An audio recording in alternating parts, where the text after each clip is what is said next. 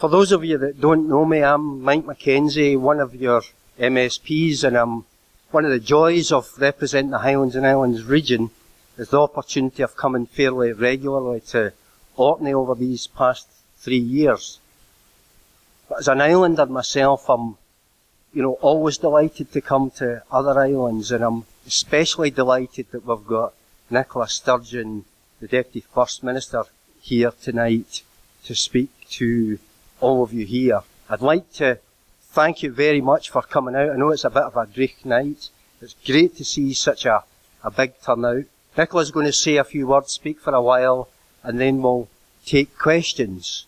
So, we'll won't have any further ado. We'll hand over to Nicola Sturgeon. I'd like you to give her a big warm welcome, not only as one of Scotland's very best politicians, but as a very warm-hearted and decent person.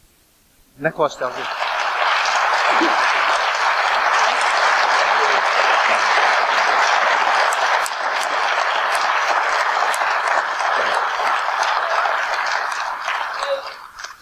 I've got to check. You can hear me okay? Yeah. Excellent. Thank you very much for turning out, as Mike says, on a pretty dreich night. I've been accused all day of bringing bad weather to Orkney, so I want to just make it absolutely clear that when I left Shetland this morning, it was glorious sunshine. So I did not bring the bad weather to Orkney. I just want that understood. I have had a wonderful time in Orkney today. I always enjoy coming here. It's a fantastic place. It never fails to amaze me just how wonderful a place Orkney is. Very creative, with a great deal to see and do, and wonderful, wonderful people. So I want to say a big thank you for making me so welcome today. What I want to do tonight is make the case for Scotland being a normal, independent country. The most important part of this evening, though, is not what I've got to say to you. It's the opportunity you've got to ask me questions. And I want to say very, very clearly at the outset that you should feel free to ask me absolutely any question that you want, within reason, as long as it's loosely connected to the referendum. But often at these meetings, I get a wee queue of people forming at the end, which is fine, and you're very welcome to come up and speak to me at the end. But I get a wee queue of people saying, I'd like to have asked you this or that or the next thing, but I didn't want to ask it in front of people because I thought it might be a daft question and people would think I'm silly. Well, there's no such thing as a daft question in this debate. If there's something you want to know the answer to, if there's something that has been worrying you about independence, or if there's something that's going to have an impact on how you decide to vote, then it's an important question. And if it's an important question for you, it's an important question for me to get the opportunity to try to answer. So please feel free to ask me absolutely anything you want. I'm pretty sure, based on my experience of doing these meetings up and down the country, which has been fantastic, I have to say, whatever side of this debate you happen to be on, whether you're yes, no, or like many people still are, undecided, what we have been engaged in and are still engaged in as a country is wonderful. There is a real renaissance and re-energising of our democracy in Scotland right now. Everywhere I've gone in Scotland to speak at meetings like this have had fantastic turnouts, people cramming into village halls and school halls and church halls and wonderful theatres like this. And this is a case in point. I'm just looking at this audience tonight and thinking, here we are in Kirkwall with, a couple of hundred people in here tonight. This audience is equivalent to an audience of about 5,000 or 6,000 people in Glasgow. That's fantastic, and it demonstrates just how engaged people are in this debate, how interested people are, and how well informed people are. And whatever the outcome of the referendum, and there's no prizes for guessing what I hope the outcome of the referendum is, but whatever the outcome, our democracy has been strengthened and enhanced as the result of the process we're going through, and I think we should all be very proud of that. But my experience of doing these meetings tells me that we'll get a range of questions tonight on issues like currency, the European Union, the economy, our public services, pensions, defence, and probably a whole range of other things as well. And that's good to have the opportunity to ask these questions and for me to get the opportunity to answer them. But before we get to that part, what I want to do this evening is set out, in general terms, as quickly as I can, the case for Scotland being a normal, independent country. And I use that word normal very, very deliberately when I'm talking about us becoming independent. Because although the process we're engaged in right now, which I've just been talking about, is very special and it's not unique, but also very unusual in that we're getting the opportunity as a country to choose or decide if we want to choose to become independent entirely peacefully and democratically. We're not having to fight each other. We're not having to watch a single drop of blood being shed. We're getting the chance democratically and peacefully to choose the future of our country. And that is pretty rare when you look across the world. But what is not rare and what is not unusual at all in the world is countries becoming independent. Back at the end of the Second World War, there were around about 50 independent countries in the world.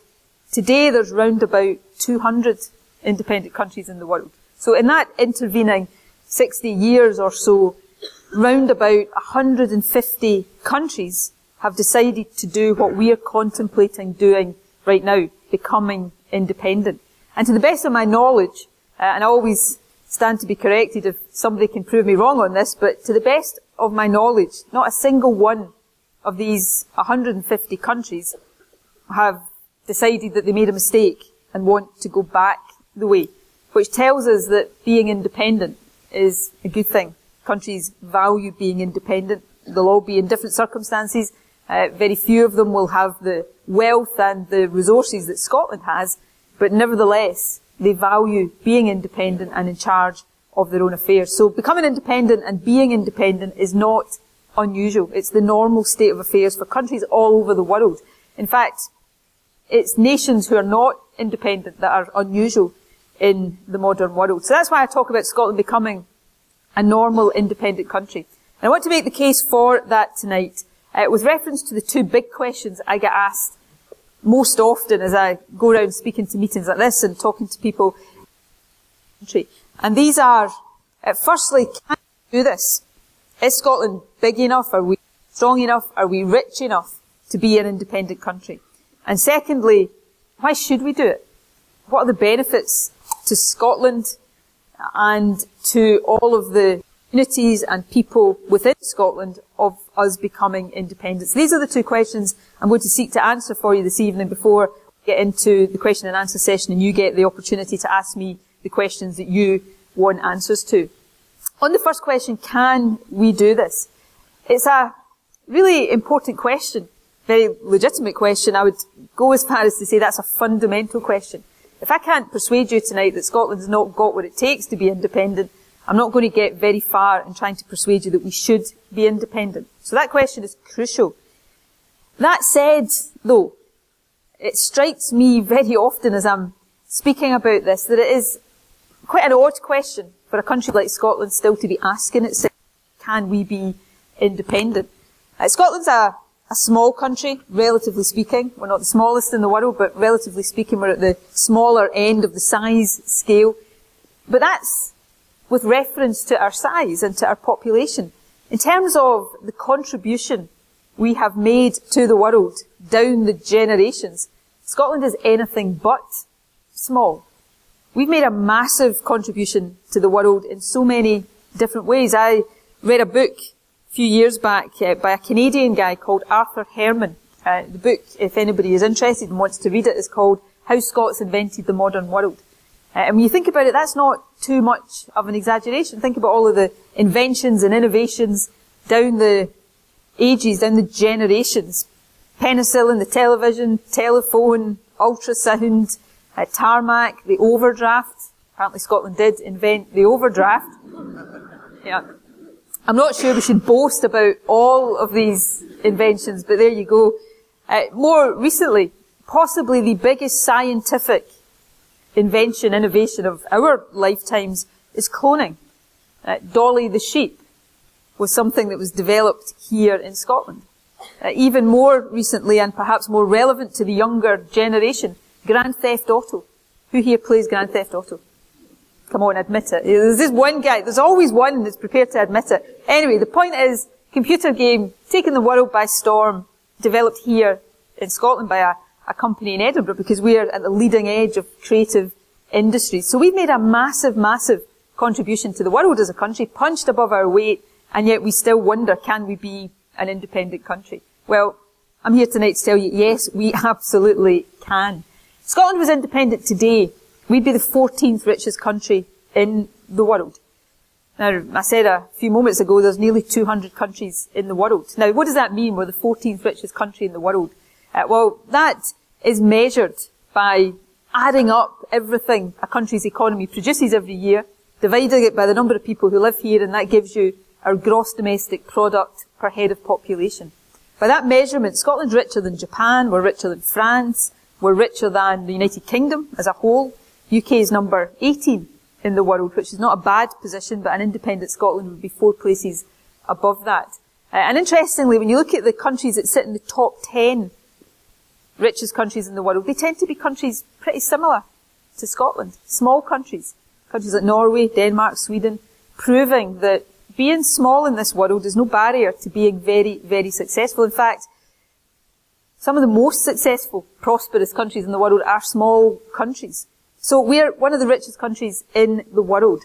Sometimes when I say that to audiences, though, I get what I've come to call the "ah, but" response. You know, that very typically Scottish. As soon as you're told good news, you try to find a flaw in it. Well, the "ah, but" response here is, "ah, but that's all about oil. Once the oil runs out, we won't be a rich country anymore." Well, that's also not true. Oil is a massive, massive advantage to our economy. We're very lucky. Most independent countries don't have oil and gas reserves as we do. So it's a big advantage, a big bonus. But it's not the be-all and end-all of our economy. We're really lucky in Scotland. We've got several strings to our economic bow. We're world leaders, as I was saying, in creative industries and life sciences. We've got a food and drink industry that exports across the globe. We're doing pretty well. We could be doing better in advanced manufacturing. We've got a tourism industry, which you know all too well, the strength and the value of that. And as, again, Orkney knows better than most, we've got renewable energy potential. Renewable energy, of course, never runs out. We're lucky we didn't just win the natural lottery once with oil and gas. We won it twice. We've also got some of the greatest renewable potential of any country in Europe. So we're rich. It's not all about oil. And my last point on this question is one if you don't remember anything else I say to you tonight, please remember this. Scotland is not subsidised in any way, shape or form. London doesn't send us up free money. Everything we rely on in Scotland, our National Health Service, our pensions, our benefits, everything, all of our public services, we pay for them already. We pay for them from the taxes and the national insurance contributions that we contribute. Right now, that money gets paid by us, it goes to the Treasury in London, and the Treasury in London decides how much of it finds its way back to Scotland. If we are independent, we pay the same taxes, we pay the same national insurance contributions, but that money stays here. And we decide the priorities for the allocation and the spending of that wealth we have as a country. So that's my first key point to you tonight. We can be independent. So however you decide to vote in 3 weeks' time, and it is exactly 3 weeks' time, and if you decide for whatever reason not to vote yes, and I hope all of you do vote yes, but we'll all make this decision in our own ways for our own reasons. If you decide not to vote yes, my plea to you, and it's a big plea and it's from my heart, don't let it be because somebody has convinced you we don't have what it takes to be an independent country, because nothing, absolutely nothing, could be further from the truth. The bigger question, and the second question I want to address for you tonight, which is the better question in my view, is why should we be independent? Well, in short, and what I'm about to say here has got relevance to Scotland as a whole, but it's also got relevance to different communities, particularly our island communities that make up Scotland, and I'll maybe come back to that at the end. But the reason for being independent, in summary, in a nutshell, is that decisions are best taken as close to the people that are affected by the decisions as possible. The people who will always be best placed to make the best decisions for our country are us. Those of us who live here, who work here, who run businesses here, who raise families here. Those of us who've got the biggest stake in getting those decisions right. We will not always get them right. Everybody makes mistakes. Every country makes mistakes. Every country has its ups and downs and has its challenges. Independence isn't a magic wand. And incidentally, anybody who tries to tell you that it is, you should treat them as dismissively as the person who tells you Scotland's too poor to be independent. It's not a magic wand. We won't wake up the morning after we become independent and find that the streets are paved with gold and you get whiskey instead of water coming out of the taps when you turn them on. It's not a magic wand, but we will be better placed to take the decisions that determine the kind of country we are than politicians hundreds of miles away in London, very often politicians that we haven't as a country voted for, will ever be in a position to do. So that's the nub of the argument for Scotland being independent. If we're independent, we get to decide how our vast wealth as a country is spent. You know, if we vote no in 3 weeks' time and we don't become independent, we know, because George Osborne has told us, that there are further austerity cuts coming down the track.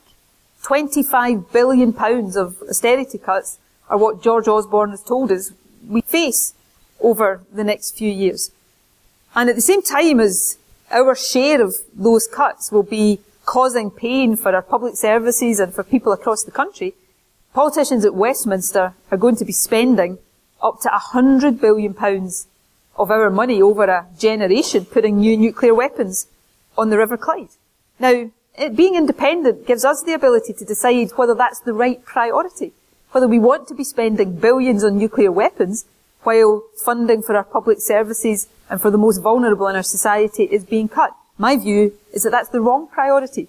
We shouldn't be spending the money on the nuclear weapons. We should be spending it on better childcare for children, better health service for those who need it, for a better standard of living for all of us in Scotland. If we're independent, we get to decide what kind of economic policy we want as a country. We desperately need to create more opportunities for our young people. We're a very strong country economically, as I've just demonstrated, but still and all, every year, many, many young people leave Scotland, not because they want to, but because they have to find opportunities, jobs, career progression elsewhere. So we need to be able to have the economic policies that encourage and enable more businesses to locate in Scotland, to set up here, to create jobs here, to provide more opportunities. If we're independent, we get to decide for ourselves what kind of social security system we have. We have a government in Westminster right now that is in the process of systematically dismantling the welfare state as we know it, the post-war welfare state. They're privatising the health service in England and they're ripping away the safety net that I think most of us would say is the hallmark of a civilised society. We've got children's charities saying that if we stay with Westminster and with that policy agenda, then by the year 2020, 100,000 more children in Scotland will be living in poverty.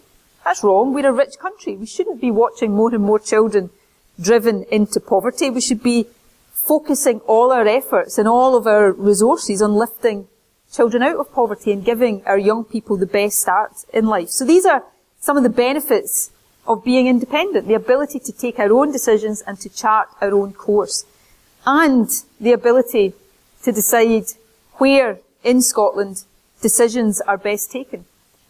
Independence is not, in my view, and I want to make this point very clearly to this audience in particular, independence is not simply about transferring powers from Westminster to Edinburgh and stopping there. I'm acutely aware, as I was yesterday in Shetland, that for people living here in the communities that you live in, Edinburgh can feel just as far away as London does. So if we vote yes in 3 weeks' time, that must not be the end of a journey. It must be the start of a journey. You'll be familiar with the work that the Scottish Government has done with the islands, councils, Orkney, Shetland and the Western Isles to look at how we devolve power from the centre to island authorities, to give you to take the decisions that determine life here in the islands and to give you more control over your own resources. So I want to make that point very, very strongly. Independence, in my view, is about empowerment. empowerment of the country as a whole, but also empowerment of every community within Scotland. And that's important. But unless we first get the powers over things like the Crown Estate, oil revenues from Westminster, we're not in a position to hand them over to anybody else. So voting yes in 3 weeks' time, I would argue to you, is the first step in further devolution and further empowerment within Scotland. So that's my case for Scotland being an independent country. It is, in my view, redolent with opportunity. I said earlier, it's not a magic wand. Independence doesn't take away at a stroke all of our problems as a country, but it puts into our hands the ability to address those problems and to maximise our many, many opportunities as a nation. If we don't take that opportunity, then we continue all too often to be bystanders in the big decisions that shape our lives. We may wake up a few months later with another Conservative government that most people in Scotland haven't voted for, imposing those austerity cuts that I spoke about, damaging the fabric of our society, perhaps taking us out of the European Union regardless of what we might think or vote on that particular issue. So voting yes is about putting control of these decisions into our hands. This is a once-in-a-lifetime opportunity for all of us in Scotland. We might never ever get this opportunity again. I am very well aware of the fact that as people go into the polling booths 3 weeks today, intending to vote yes, perhaps thinking about voting yes, leaning towards voting yes, many people will feel a bit scared. Change and being bold and taking a decisive step to do things differently always feels scary. You think about every decision, big decision, any of you have ever made in your own lives. You always feel that little doubt about whether you're doing the right thing. But if we let that hold us back, we'd never do anything. Sometimes we've got to reach within ourselves and be determined to do what we know in our guts and our hearts is the right thing to do for moving forward. And that, I believe, is what the vote in 3 weeks' time is all about. So thank you for listening. I believe with everything I've got that a yes vote is the right thing for our country and for everybody who lives here. As I said earlier, it won't all be roses, but we won't look back if we take this decision because we will be in charge of our own future. And that's, I believe, always the best position to be in. So thank you very much, and I look forward to your questions.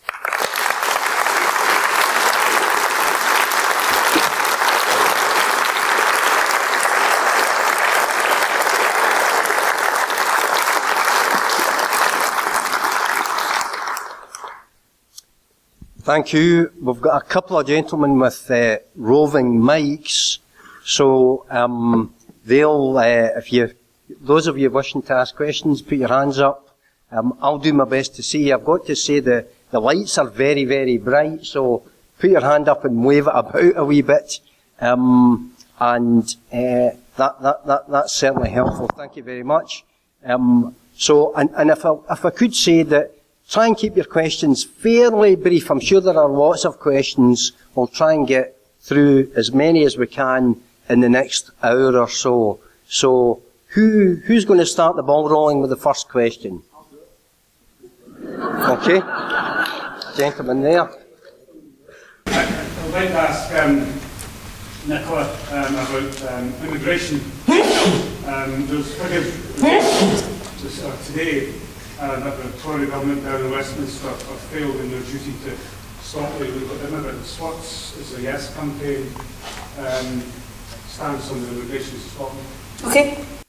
I haven't seen that particular report today. I've been too busy shooting about Orkney, and you've been following me around, exactly. So how did you get to see it when I didn't? Right, okay, immigration. Obviously, if we become independent, responsibility for immigration and for controlling our borders passes from the Westminster Government to the Scottish Government. Every country needs a controlled and regulated system of immigration. And every country should have proper controls in place to prevent illegal immigration. And, you know, Westminster governments for many years have talked tough on immigration, but not managed to get systems that they've got working properly in order to match their rhetoric with action. That said, we take, and I say we in this context, I'm talking about the SNP and the Scottish Government. One point I should have made earlier on, which I always forget to make, because to me it's very obvious, but I know it's not obvious to everybody. The referendum's not a vote for the SNP or a vote against the SNP. It's a vote to put in our hands the ability to choose our own government. So when I'm talking at any point tonight about my views on any policy issue that might be the case in an independent Scotland, I'm talking about the SNP's view and the current Scottish Government's view. You don't have to vote for that when we're independent. You can vote for whoever you like with whatever policies you happen to agree with. But our view on immigration is different in tenor to the UK government's. As I said, every country needs to have controlled immigration. No country can have an open door policy to immigration. I think the starting point for immigration policy has to be what is right for the needs of our economy. Scotland, over the 10, 20, 30 years, has got a challenge when it comes to the need to grow the number of people in our economy who work. You often hear in this debate people saying we've got an ageing population and therefore we can't be independent because we won't be able to afford to pay pensions and support our ageing population. That's nonsense. Our population is not ageing any faster than most other countries. And actually, having an ageing population is a good thing because it means people are living longer. Where we've got a slightly bigger challenge, certainly than other parts of the UK, is in growing our working age population so there are enough people in work, paying taxes, raising the revenue to support our ageing population. Now, that's not all about immigration. We need to invest more in childcare so that more parents, after they've had children, particularly women, if they want to, can go back to work. We need to do the kind of things I was talking about to create more opportunities for our young people to stay here and contribute to our economy. There's about 40,000 young people leave Scotland every year to get jobs elsewhere. If we kept some of them here, gave them the opportunities, that would help to raise revenues. But thirdly, some of that is about immigration, but it's about having immigration that suits our needs. We've always favoured the kind of point system, green card type system that countries like Australia have, so that we can ensure that we are encouraging people to come here who have the skills that our economy needs. So if we're independent, we can make those decisions and make those judgments in line with our own priorities and our own needs. I mean, the final point I would make about immigration, I constituency in Glasgow, which has significant numbers of people from other countries, from Pakistan and India and the Czech Republic and Poland and Ireland. So it's very much a constituency of immigrants. And the rhetoric that we often have, driven by UKIP in England, often driven, dare I say it, by the Daily Mail in England and in Scotland, about immigration, I loathe and detest. Because the fact of the matter is, whether we like it or not, and whether certain people like to hear this or not, immigrants to this country, generally speaking, contribute more than they take out in terms of benefits or public services. And we need to be very clear about that. So, we should celebrate the diversity of our country. We should celebrate the contribution people who do us the honour of wanting to come and make Scotland their home, make to this country, and make sure we have an immigration policy that suits our needs. So I hope that answers your question.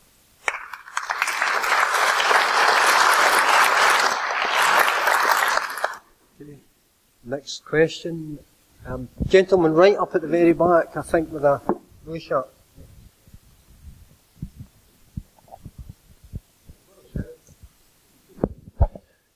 The policy of the SNP at the moment is we're going to go into Europe and we're going to have the Queen as head of state.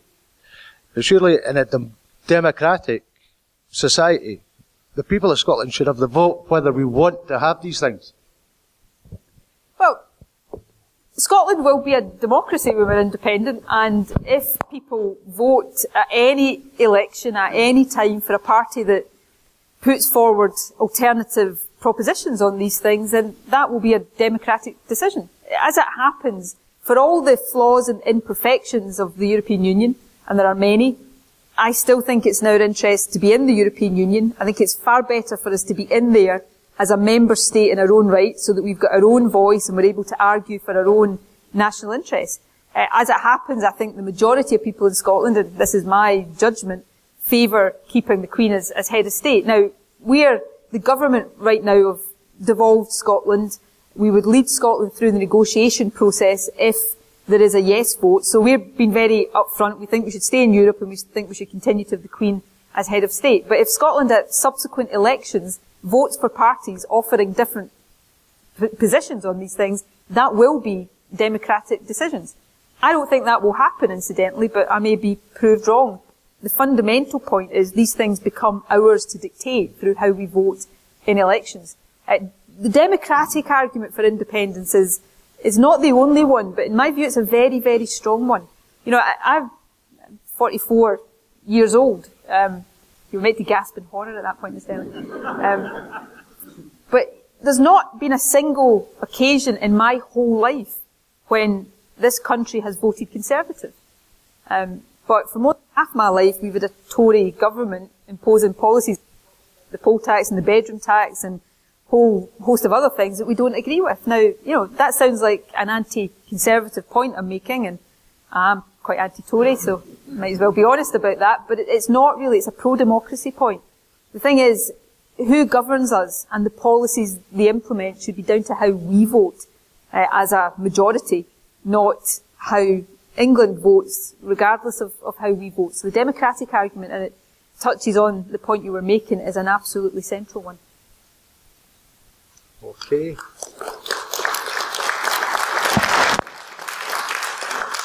And gentleman over here, I think it's John Watt. How are you voting, John? You'll have to guess. Two things that Orkney in particular needs. It's good quality broadband so we can have our IT industries working from here in Orkney and not in Glasgow and Edinburgh and elsewhere. Second thing we need is a electricity cable, 30 or 40 times more powerful than we have just now, so we can send all this green, renewable, tidal and wave energy down to Scotland to power the whole of Scotland or half of Scotland or whatever.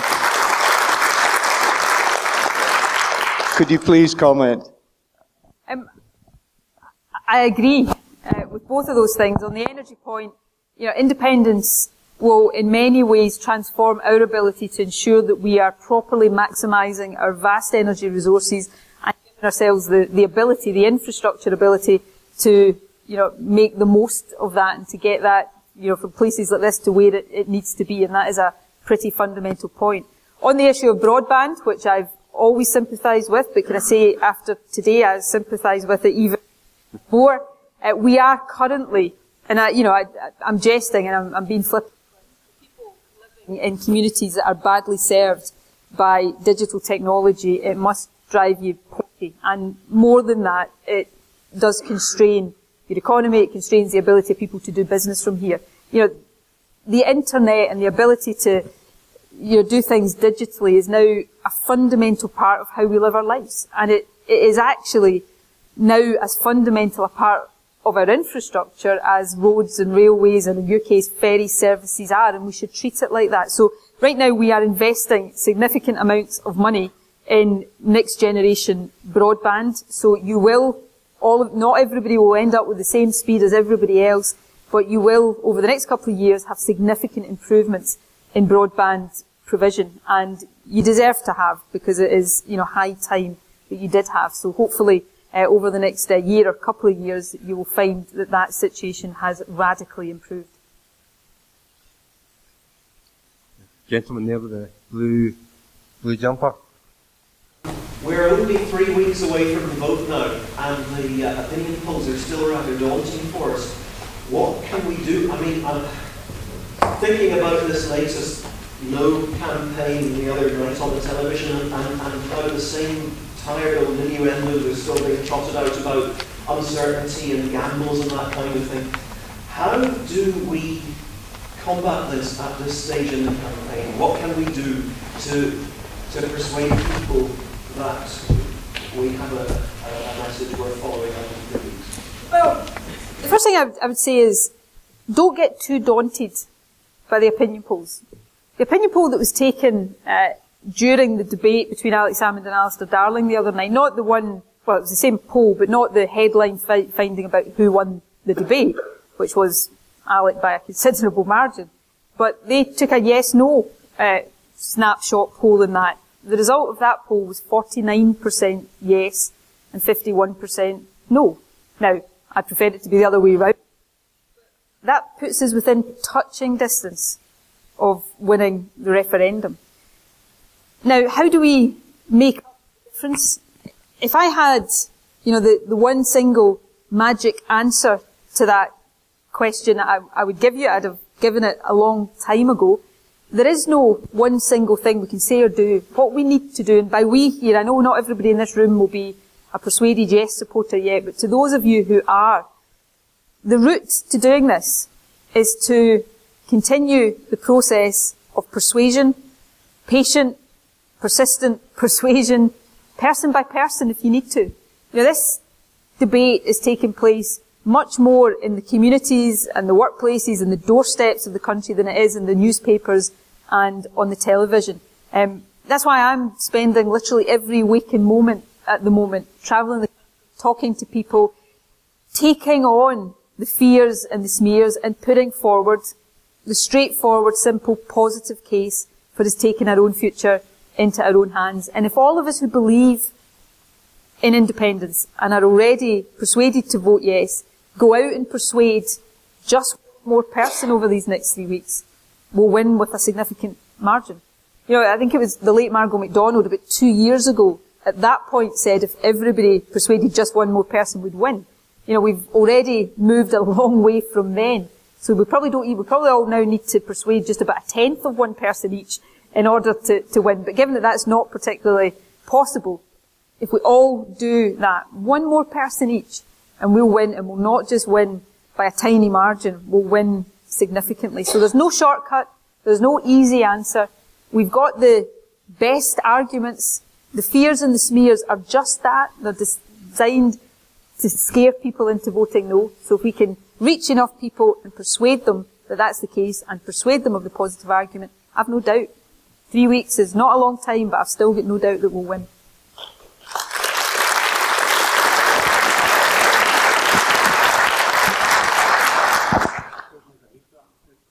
Yeah, but the others will want to hear you say it. Is it working? Carrying on from that point that you've just made there, I find it difficult sometimes when people I'm speaking to, whether it's in the workplace or friends, colleagues, etc., they come up with what's in it for me? What's that one thing? What's going to make it better for me? Sometimes that can be a financial question. Am I going to be better off? Am I going to have £1,000 a year better in my pocket or whatever? What's the answer? What can I say to them? What's that wee bit more that I can persuade them? Well, I can tell you things that an SNP government, if we're the government in Independent Scotland, will do that will make people better off. Our policy of transforming childcare for people with children will make them more than probably made them about £4,000 a year better off, because we've right now childcare costs in the whole of Europe. We've got proposals to take some money off of people's energy bills. For businesses, we want to make sure that this is a competitive place to do business, that the cost of doing business are as low as possible. So there's a whole host of different policies that I could point to that we would introduce that will make life better for people in Scotland. But more generally, it comes down to, who do you think is going to make better decisions that will make this country better off and therefore make all of us over time better off? Is it politicians here in Scotland who are part of our community, part of our society, part of our economy, or is it politicians 600 miles away in London who we haven't voted for? And it comes down to that. There's a whole host of things, individual things, that will make different people better off. Of course, we'll only be better off if governments exercise those powers properly, and I believe we will. But for all of us, it is about putting our own future into our own hands and making sure we're the ones in charge of the decisions that determine in any country how well off we are and how well off the people who live here are.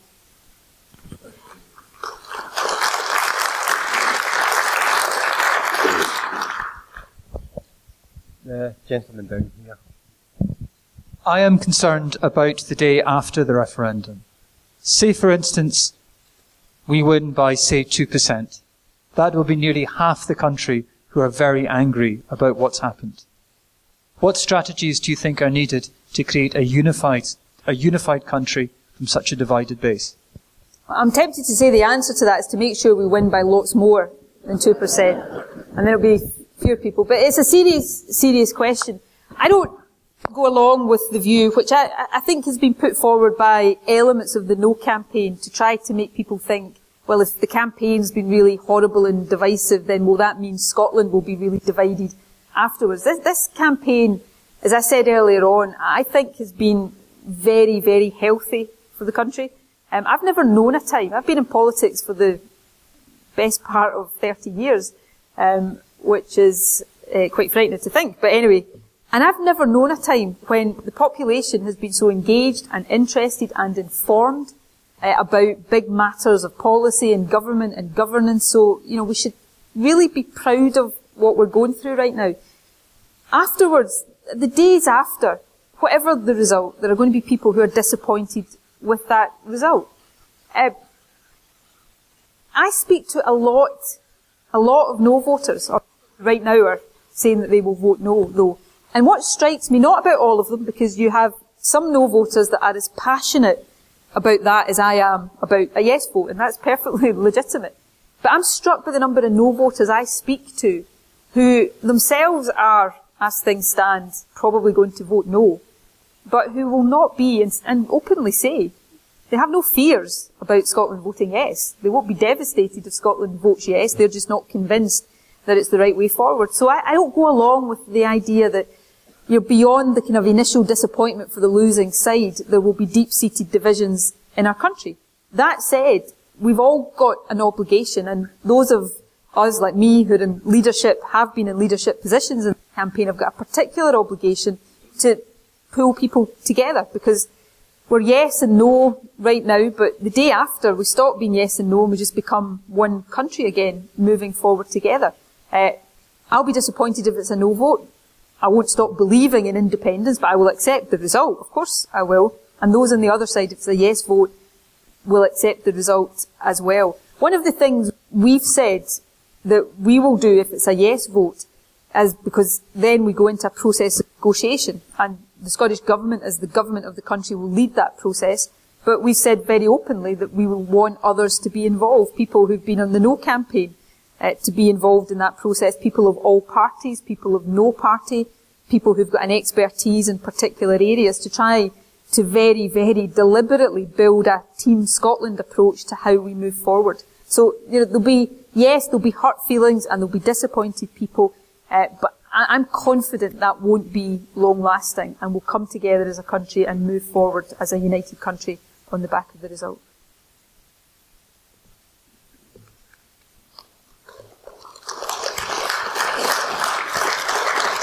Now, the lady here, and then I think we'll come to you, because we haven't heard much from the ladies tonight. So for the lady up in the centre, and then over here afterwards.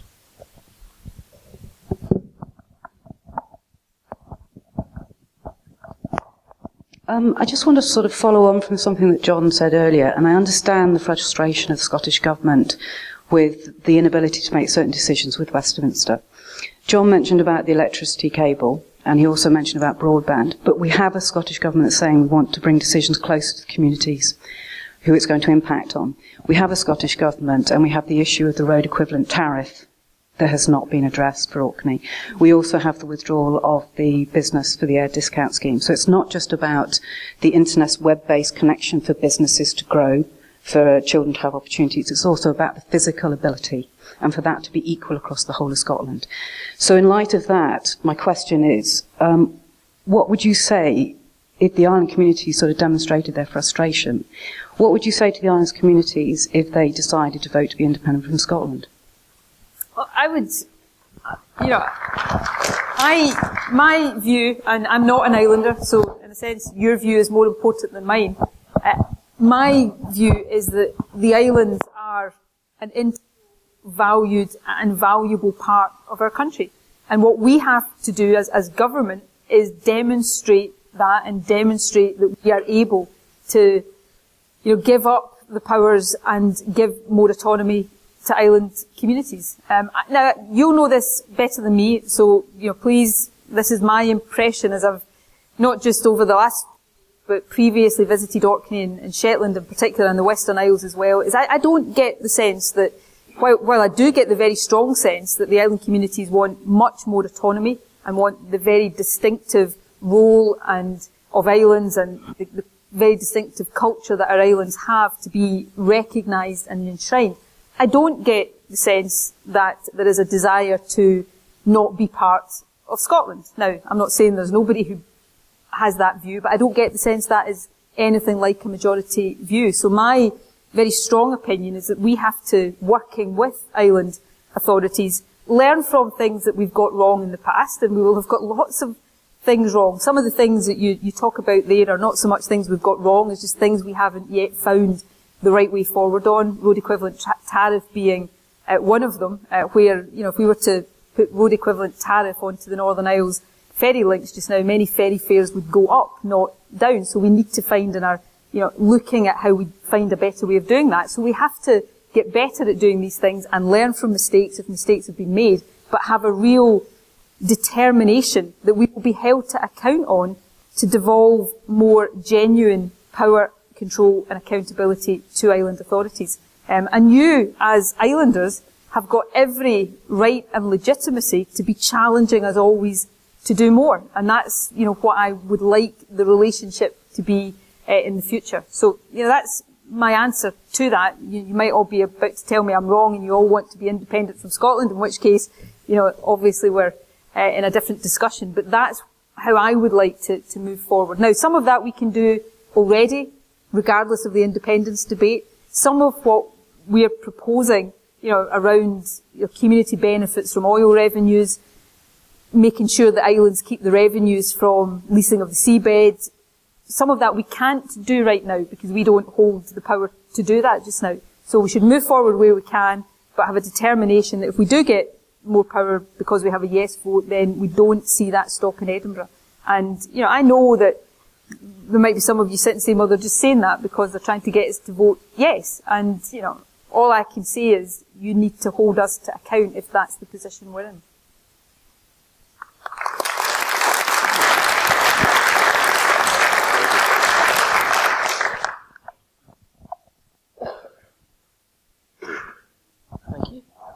This is a money question, Nicola.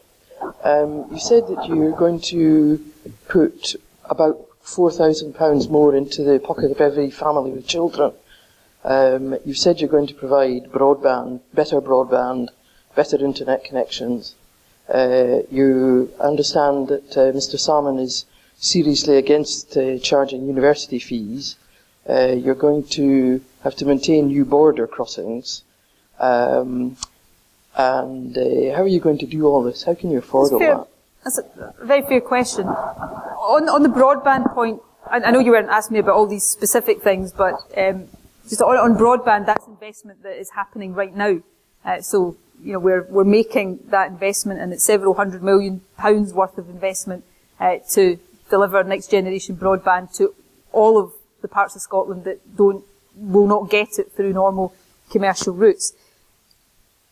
Let me answer the question in two ways. Firstly, the things that we currently have in Scotland, whether that's free university tuition, which I, somebody who got the benefit of a free education, believe very strongly that we should continue with, whether it's free personal care for the elderly, whether it's free prescriptions, our National Health Service. As the point I was making earlier on, we fund all of that right now.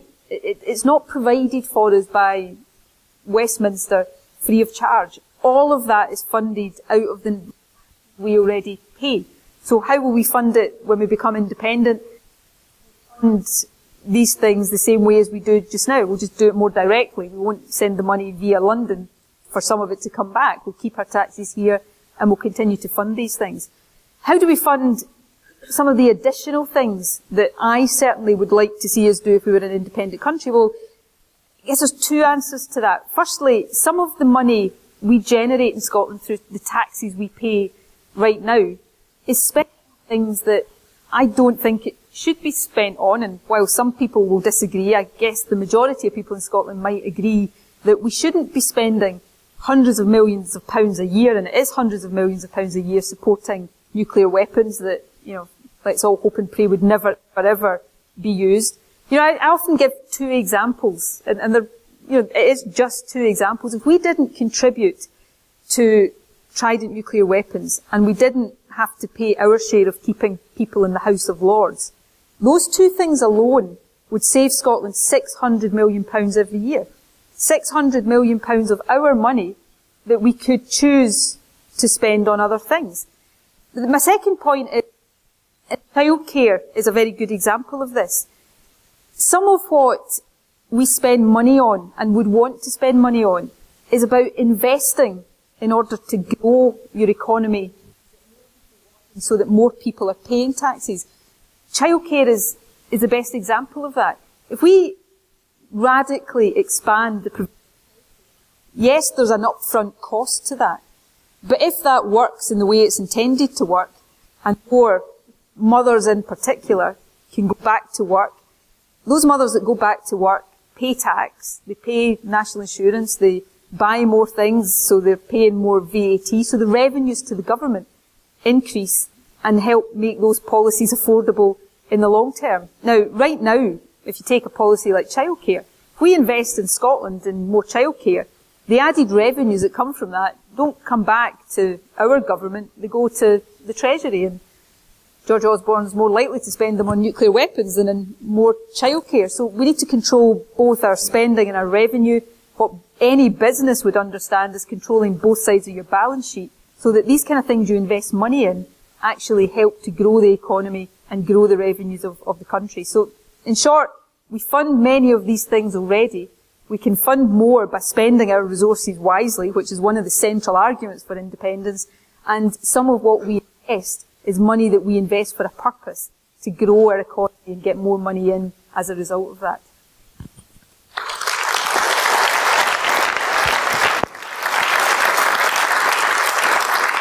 The gentleman with the blue shirt up in the centre at the bottom. Assuming that Scotland becomes not just an independent country, but a wealthy independent country, what do you envisage that the consequences will be on the rest of the United Kingdom? In particular, the people that live there, who could perhaps face advanced austerity cuts as a result of us removing valuable revenue sources from the Treasury? That's a good question. The short answer is, Scotland is less than 10% of the size of England. So the kind of revenue that we lose out on just now is a big proportion of our revenues. It's a much smaller proportion of the revenues for the rest of the UK. And, at the end of the day, there's a lot of people in the Westminster government, a lot of people in England. I love the people of England. This is not to suggest otherwise, but they are told very often by the media in England that they subsidise Scotland. And I think one of the ways for it to be very clear that Scotland is not, and for Scotland to be able to stand on our own 2 feet and benefit from our own resources, is for us to be both financially independent. And England's a rich country as well. Now, England's got the right to make its own choices about how it spends its resources. But, independence for Scotland is not going to impoverish the rest of the UK, but it is going to give us the ability to make sure our resources are well spent, and that's, one of the key fundamental points. More generally than the financial argument, I've always believed, my granny was English, I've got family in England. One of the things it's worth just pointing out, again, it's one of these things that I always think is obvious, but it's not obvious. An independent Scotland is still going to be part of the British Isles. We're not being kind of sawn off and floated away. Well, you kind of already are, but you know what I mean. We're still going to be part of the British Isles. Still part of that family of nations that make up the British Isles. And we'll contribute and work constructively with our friends and family across the British Isles in a whole range of different ways, but we can do that on the basis of equality. And I've always believed that an independent Scotland, which of course makes the rest of the UK, England independent as well, can be good for that relationship, because no longer is Scotland, as we've got a tendency to do, and we all have, me and my party included, to blame London for everything that goes wrong in Scotland, and no longer does England have to mistakenly believe that they're subsidising us. Instead, we can be independent and work together on that basis of equality. And I think that's the best relationship and the best future for the British Isles and the component parts of it.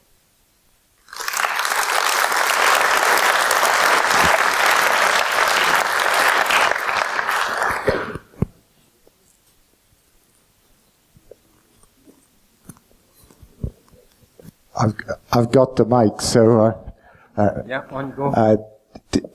Just a couple of points about fairness within and between communities in Scotland. The first, and I think Orkney has probably been failed by Scottish governments of all hues since devolution. The first one is about the ferry fleet in Orkney being a responsibility of the council as opposed to the ferry fleet in the Western Isles. I can't see any justification for that. The second one's about road equivalent tariff. You used the example of the government not yet having found a solution to it. In 2 days ago, I came back across the Pentland Firth. I spent £70 for a vehicle. That's not what I spend driving. If you haven't found a solution to that in the time you've been in office, what hope is there for finding a solution now and also in negotiating with the powers that be in London? It's not about... Now, I think there's a fair point there. On your first point about the inter-Isles ferries that are a responsibility here of the island councils as opposed to the Scottish Government, we've indicated a willingness to change that and to take responsibility. There are discussions ongoing with the Government and Orkney Islands Council in particular about the arrangements and the principles that would underpin that. So that is a work in progress and an ongoing discussion. But the agreement is there in principle, because I think I recognise the point you've made about the kind of essential fairness and equity of that. On RET, it is a case of trying to find something. We don't have, and I'm going to just say this bluntly, we don't have, and we won't even if we're independent, although we'll have more flexibility over our resources, we don't have unlimited pots of money. Money has been very constrained and very tight, and we need to find the best way of doing things. And we need to work with the islands, on RET, for example, to find the best way over the long term of dealing with that issue. It's not an inability or an unwillingness to find that. It's just about trying to balance different considerations to get to the best possible outcome. But I understand and I hear, and it's not the first time I've heard it in the last couple of days, so I'm taking away with me a very strong sense of the feeling both of Orkney and of Shetland on that particular issue. So rest assured on that. And in terms of the negotiations generally, I believe two things. Firstly, that if Scotland votes yes, there will be some tough and challenging negotiations, but we will not have the atmosphere we have in a campaign. Scotland and the rest mutual interest in coming to sensible arrangements on things that affect both of our countries. It doesn't make it easy. And secondly, as I said earlier on, we'll be,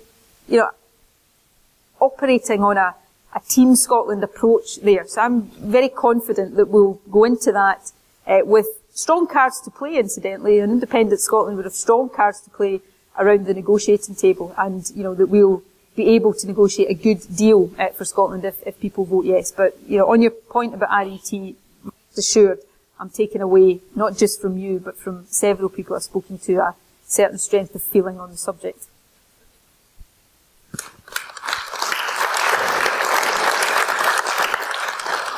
Yep, the striped jersey. I'm a staff nurse at the local NHS here, and what I firmly believe is it's a massive benefit to the whole country, because at some point or another everyone's going to require it, whether it's the day they're born or the day they die.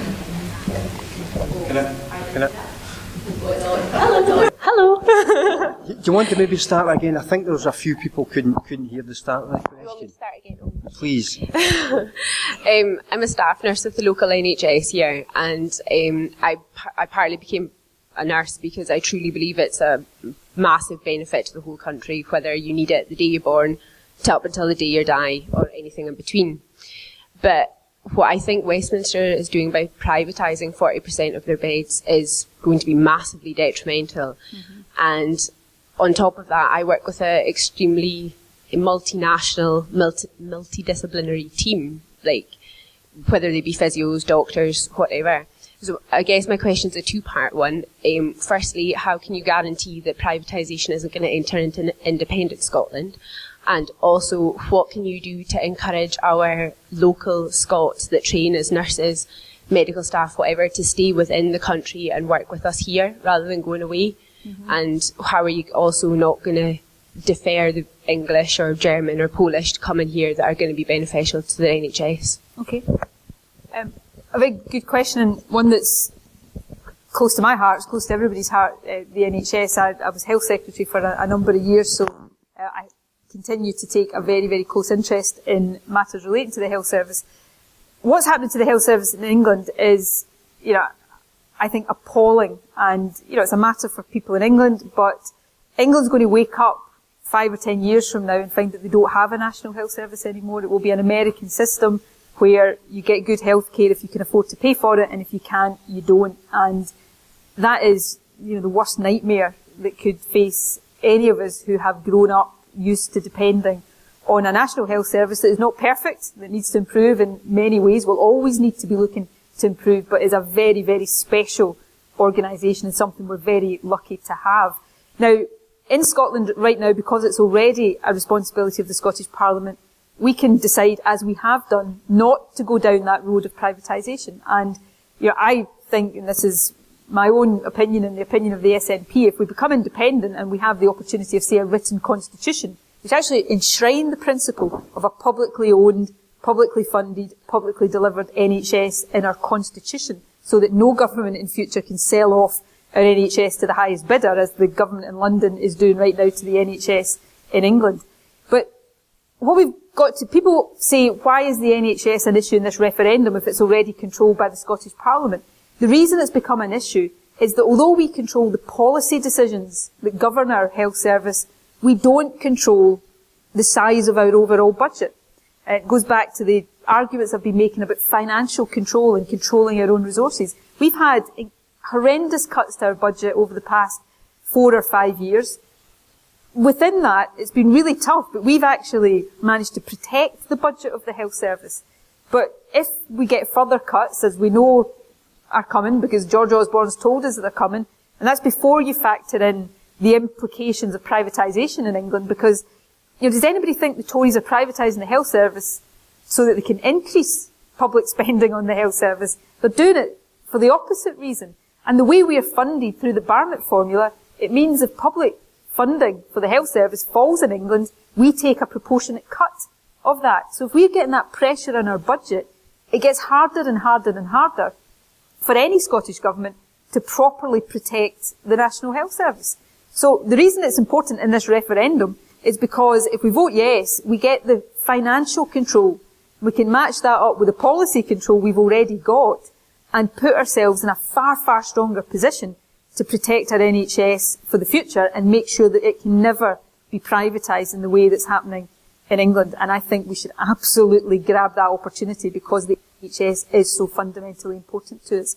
And on your point about keeping people here and attracting people to come here, I would like to think that as, when I was Health Secretary, I used to speak to health professionals in England all the time who said, I wish I could come and work in Scotland because they were so horrified at what was happening to the health service there. So if we can demonstrate, that it is possible to stick to the principle of a public health service, then I would hope we would encourage people to stay and to come here. But, we will always have, and we have had, and we continue to have particular recruitment challenges, and we need to use, pay incentives, for example, where we need to in order to get the right skills into our health service, and encourage people to come from overseas if they've got the skills to contribute to our health service. My final point on the health service is, it's an institution, and it's a wonderful institution. And I'm not just saying this because you're sitting in the audience. The real jewels in the crown of our health service are the folk who work in it, and we need to value them and cherish them and reward them as well as we can. I know you do a really difficult job, and sometimes it feels as if you're not appreciated and rewarded, but believe me, you are. We're lucky in the health service we've got, and we should protect it for all we're worth, because once it's gone, as it will be in England over the next few years, you'll never be able to get it back, so we should never ever take that risk.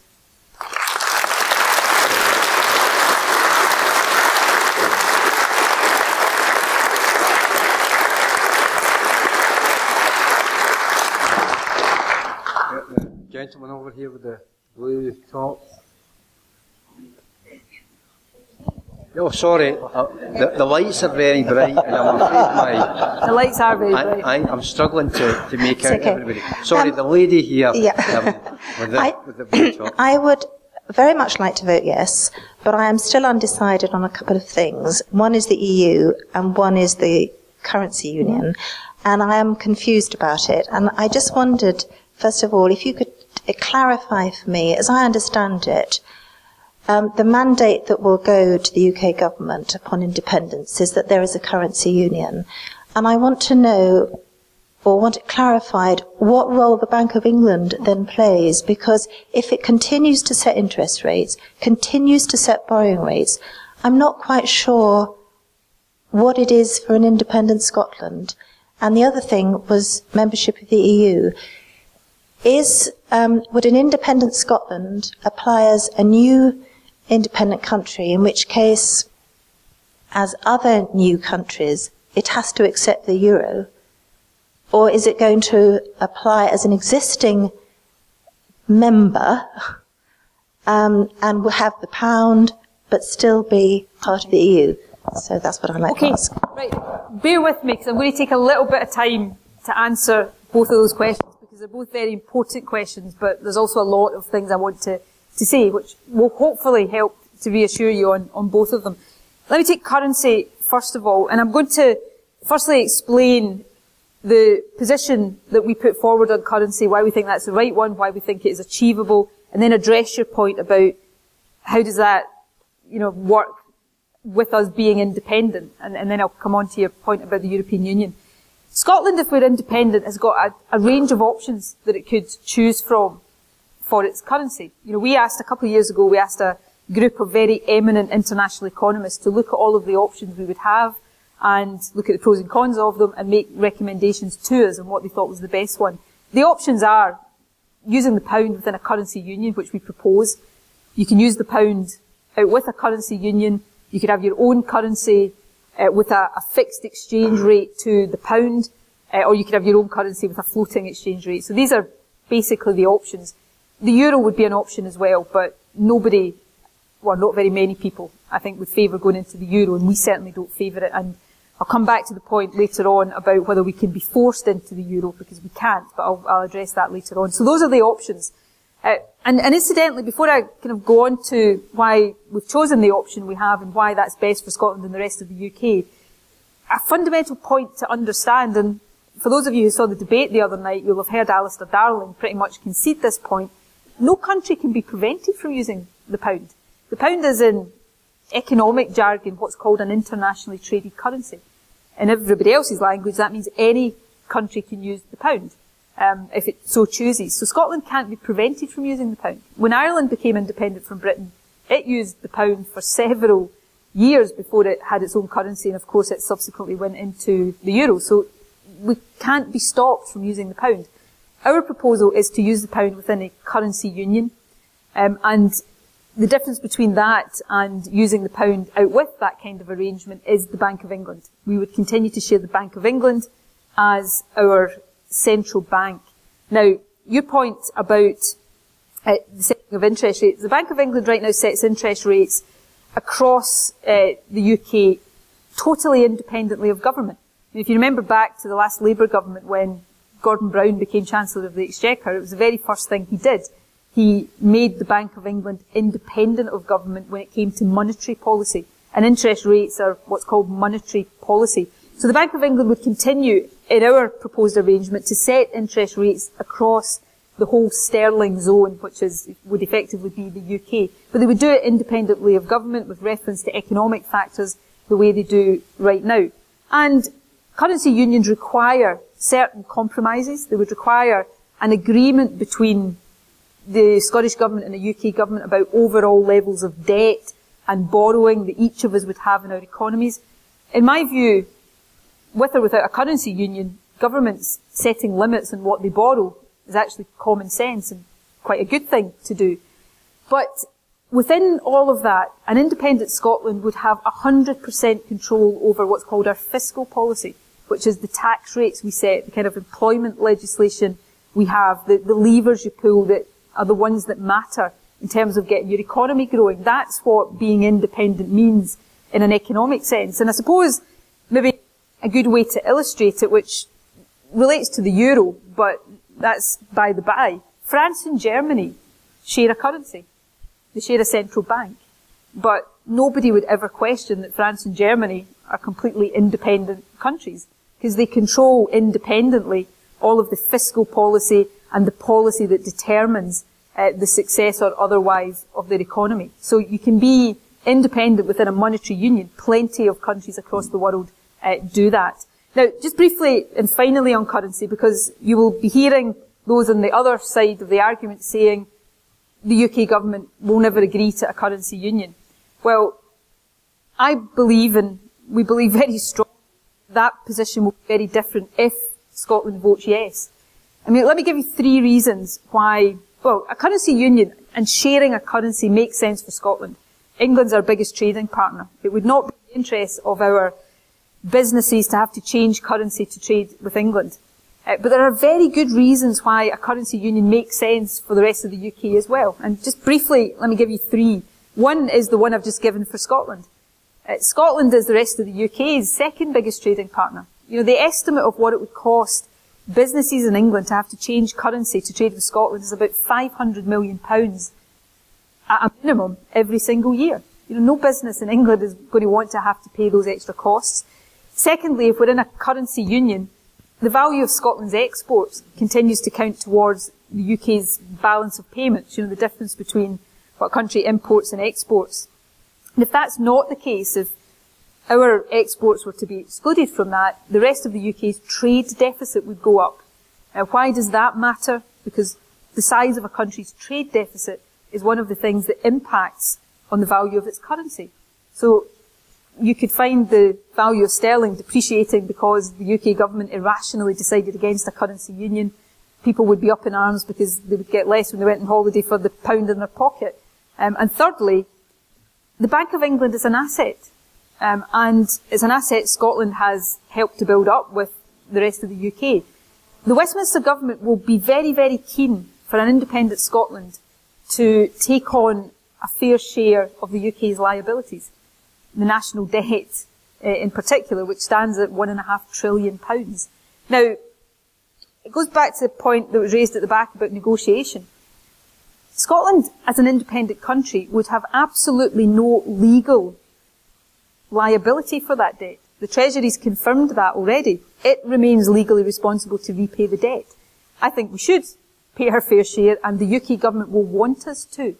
But if they do take a position that says we're not allowing you to share any of the assets of the UK, then they would be running the risk of allowing an independent Scotland to start life debt-free, which actually would have its attractions as a newly independent country. So the point I'm making, there are lots of sound, solid, common sense reasons why what we're proposing makes sense for the rest of the UK, just as it does for Scotland, and they would be cutting off their nose despite their face to turn their backs on that after a yes vote, if we have a yes vote. So that was a very long-winded way of saying it's a common sense position. On any currency option, you weigh up the pros and cons. They're all a balance of judgment. Our balance of judgment is this one is right. It doesn't compromise our independence, where you need that in terms of the interests of your economy, as countries like France and Germany demonstrate. But it makes sense because of the very closely integrated trading relationships that exist between Scotland and the rest of the UK. And your second point about Europe, I think I can, if you want, I'm conscious of time, I can, if you want, go into, well, no, you asked me the specific question, would be applying from outside as a new country or not. We're already in the European Union, so we're not in the position of trying to become members of the European Union from outside. If we vote yes in a few weeks' time, there will be an 18-month period before we become independent, and that will be the period of negotiation.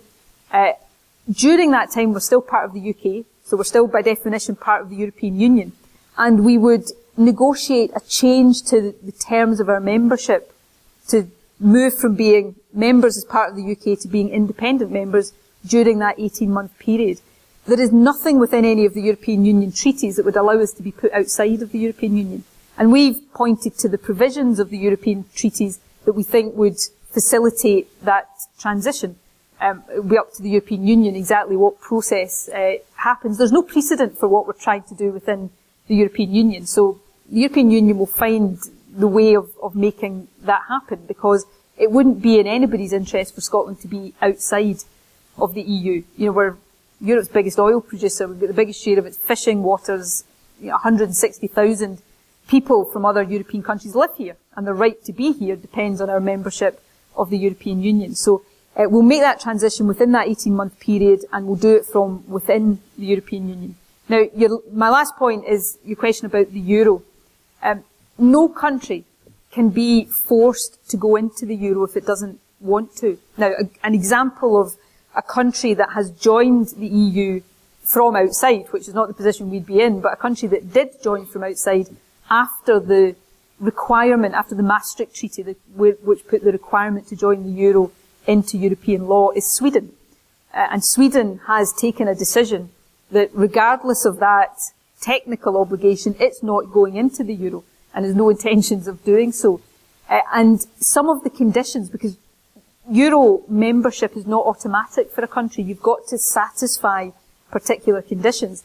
And some of the conditions you have to satisfy are themselves entirely voluntary steps for countries to take.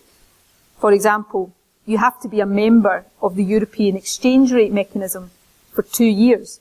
And whether or not a country decides to do that is entirely voluntary. You can't be forced to do it. So we can't be forced into the euro, regardless of whatever route it is we take to becoming an independent member of the European Union. So I know that's long-winded and a lot of technicality in there, but I hope it's helped to clarify some of that. And if you've still got issues, or if there's issues I've not covered, feel free to catch me at the end and I'll try and do so.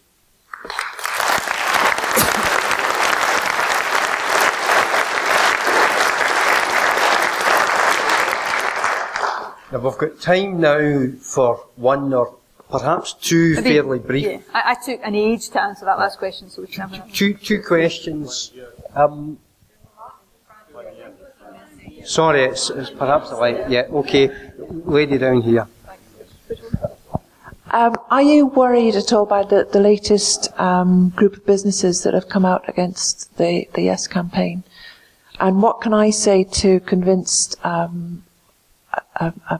actually a member of my family who works for Standard Life and who's saying that they're busy making arrangements to move everything down south and so on? Okay.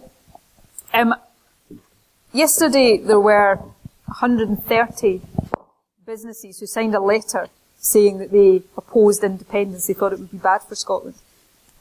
Today there were 200 businesses that signed a letter saying they supported independence and thought it would be bad for Scotland. So there are many, many business voices of all shapes and sizes that see the opportunities of independence. You know, Business for Scotland is the business part of Yes Scotland, the Yes organisation. It's the fastest growing part of Yes Scotland. It's got about 2,500 members. So I say that just to demonstrate that businesses will be of divided opinion, just as individuals are of divided opinion, but it is not the case, emphatically not the case, that business is universally or anything like it opposed to independence. On your question about Standard Life, Standard Life, whatever they may or may not be doing, Standard Life hasn't said they're going to leave Scotland if we vote yes. They have said, I'm paraphrasing here, but what they said was, if Scotland ever stopped being a good place to do business, we'll consider our options. And they are no doubt considering their options. But we're not going to stop being a good place to do business. And independent Scotland will be a good place to do business. And I'm mindful, and we should all be mindful of the fact, and this is not a criticism of Standard Life, so don't assume that it is. They're entitled to their view. But before we had the referendum for the Scottish Parliament, Standard Life said much the same thing. That it would be bad for Scotland, that it would be disastrous, that businesses might have to leave. Well, that didn't happen, because the fears they were didn't materialise.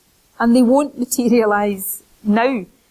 And I would confidently predict that if we do vote to become independent, and we become independent, then all the businesses that are expressing fears about it now will still be here, and they'll still be doing businesses because they've still got people to sell their products to here in Scotland. We're not going to stop buying the things they produce. They'll still be here and they'll still be doing business just as they are today. And I have no doubt about that. The final point here, which I was kind of hesitating to make because it might make you think I think they're going to do it, and I don't.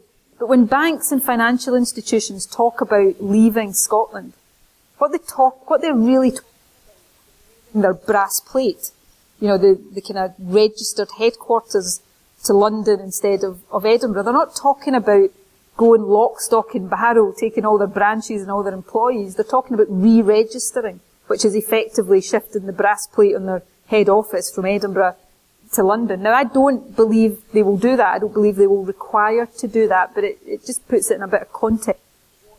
In practice, if they did, that would mean in most cases. But I don't think it will happen. I think businesses will continue to be here because we are a good place to do business already.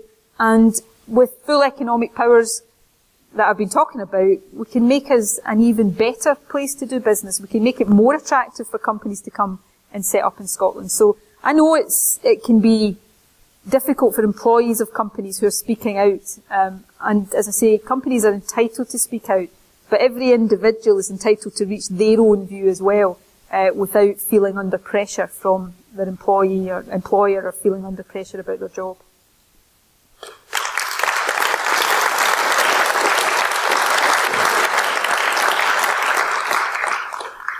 One more? Oh, take a couple more. Couple more. And I've missed the young lady in the front. What will happen to the funds for schools in an independent Scotland? Good question.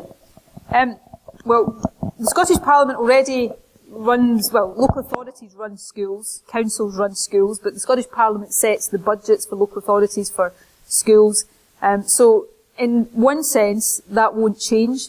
The Scottish Parliament will still be responsible for making sure our schools are run properly and funded properly. But you'll have heard me earlier on say that the amount of money we've got to spend in Scotland depends on decisions that are taken at Westminster and London, and they don't always give us all of our own money back. So if we're independent, we'll have the ability to decide how we want to spend some of it. And if we want to spend more in schools, then that would be a choice we could perhaps make.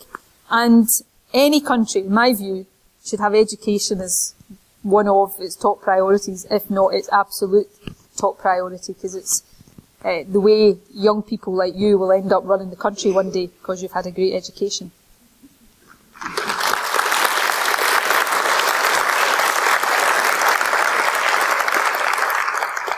And the gentleman with the black jumper on. I'll take this for the Hello. I would just like to ask, you stated earlier on that it wasn't a vote for the SNP, but it was a vote for Scotland. So I was just wondering, if it's a yes vote, and you go back to Holyrood, are you actually going to sit down while the rest of the politicians that says it's impossible as a united Scotland to figure it all out? Or who do you have another election? You can't actually vote for anybody else other than the SNP. Okay, if there's a yes vote, then there's not another election immediately. The next election to the Scottish Parliament is going to happen in May 2016. If there's a no vote, it will be an election to the devolved Parliament. If there's a yes vote, that will be the election to the independent Parliament. So that's when there will be an election. If we vote yes, we have that 18-month period between now and then where the SNP will still be the government in Scotland, but we will include other parties in that process of negotiation. And we'll become independent in March 2016, and then the first thing that the country will do as a newly independent country is have an election and decide whether it wants to keep the SNP or elect another party. I'll be back there then trying to persuade you to keep the SNP, incidentally, but that will be up to you.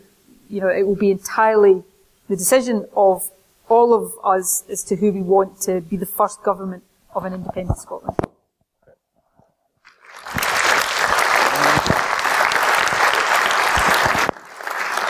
Gentleman with the green top. Take that one and then... Was there somebody down here? Yeah, well, take two of them together and I'll answer both.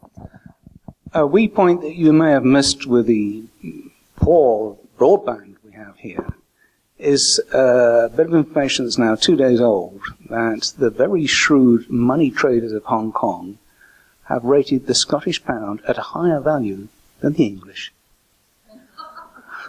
Now, I have missed that.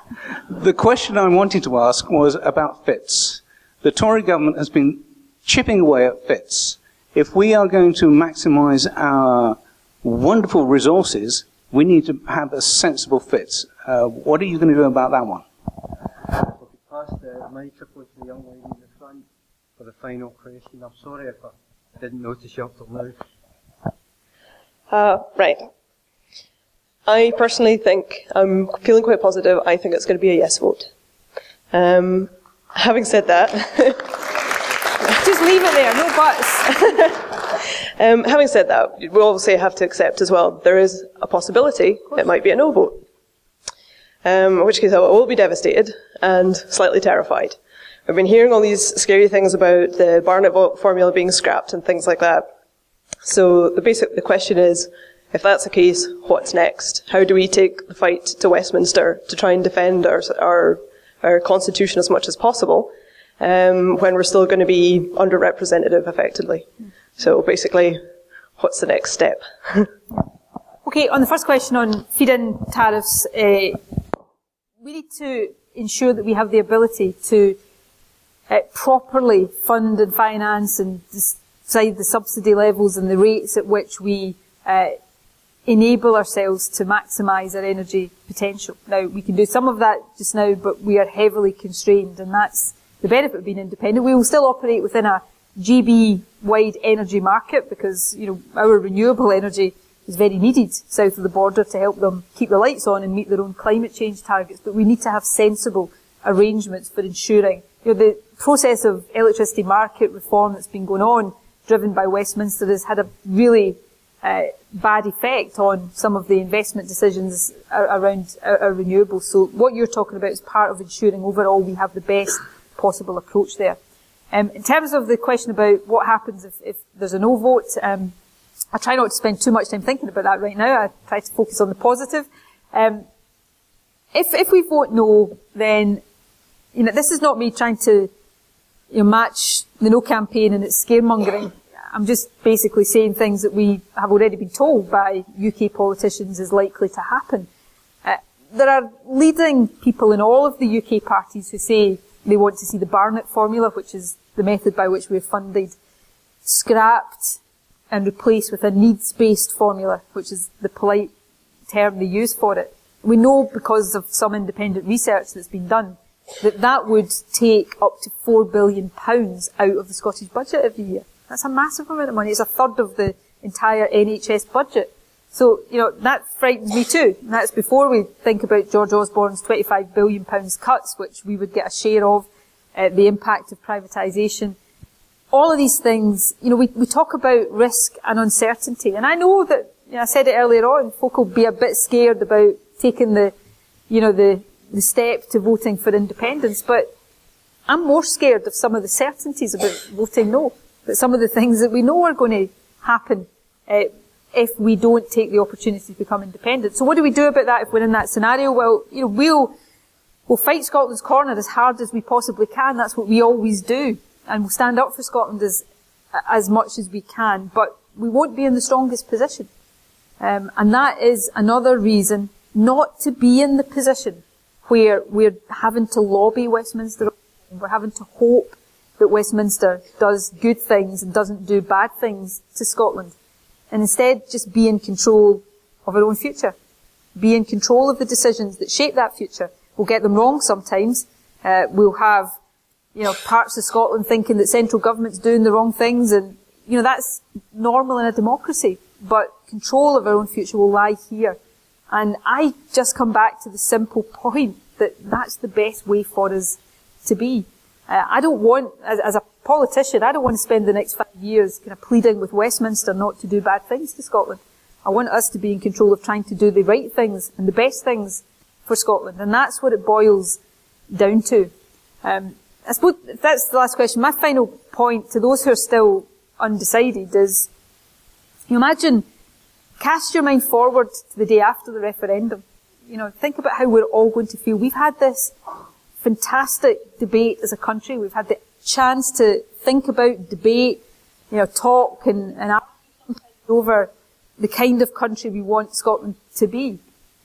You know, what outcome is going to make you feel more positive? Not certain, not, you know, with handfuls of guarantees. Life isn't like that. But what's going to make you more positive about the future? Is it knowing that after all of this, we've just decided to leave things as they are and leave the big decisions elsewhere? Or is it going to be knowing that we've actually had the courage and the ambition and the determination to take control into our own hands? I think if we do that, we will never look back. We'll be able collectively together to build a better country for us now, but more importantly for the next generation and for the generation after that. And I think that is a prize worth grasping, and we're only 3 weeks away from being able to do it. So I really, really hope that when the results come in, Orkney's there having voted yes along with the rest of the country.